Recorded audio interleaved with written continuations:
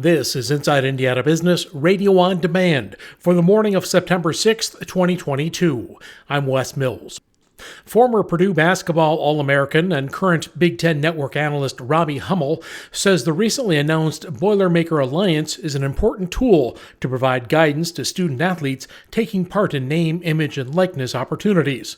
The organization works with student athletes who choose a charitable organization to support and helps them amplify those charities. Hummel appeared on Inside Indiana Business TV.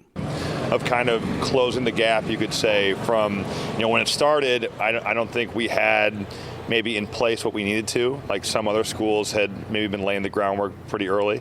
And I think this really catches us up. So I think that they've done a great job of really doing that, closing that gap. And this is what we need to compete in this era of college sports. The Boilermaker Alliance plans to work with all 385 student athletes at Purdue and not just the marquee sports programs. Hummel serves on the nonprofit's advisory board.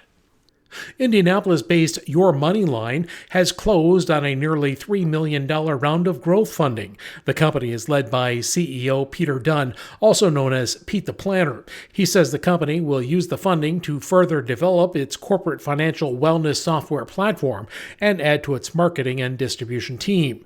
The company currently employs 25, and Dunn says it plans to add about 30 new jobs. There's been no word as to when China may allow pork products from the Tyson Foods plant in Logansport to be allowed back in. A week ago, the country banned imports of pork processed at the Cass County plant. No reason has been given as to why the Logansport plant was singled out. China has previously banned meat imports from various processing plants over a variety of concerns. The Indiana plant employs about 2,200 workers. From the number one source for Indiana business news, this is Inside Indiana Business, Radio on Demand.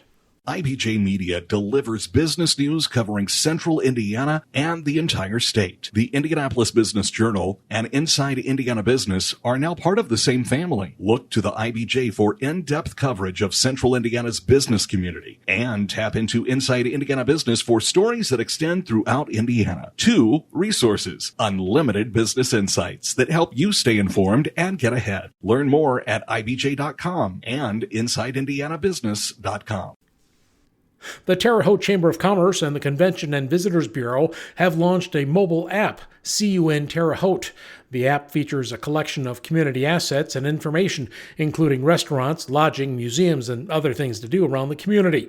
The organizations say Terre Haute is one of only a few communities of its size to have an app of its kind. Ivy Tech Community College in Bloomington is giving its students pursuing a career in the hospitality industry real-life experience at French Lick Resort. The school has entered a partnership with the resort to offer paid internships, starting with the fall semester.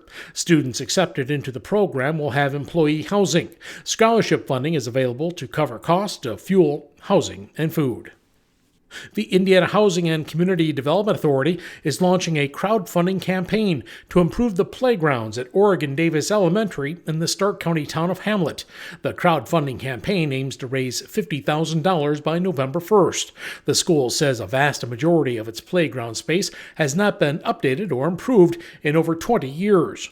If successful, the IHCDA says the project will receive a matching grant as part of its Creating Places program. I'm Wes Mills, Inside Indiana Business, Radio on Demand.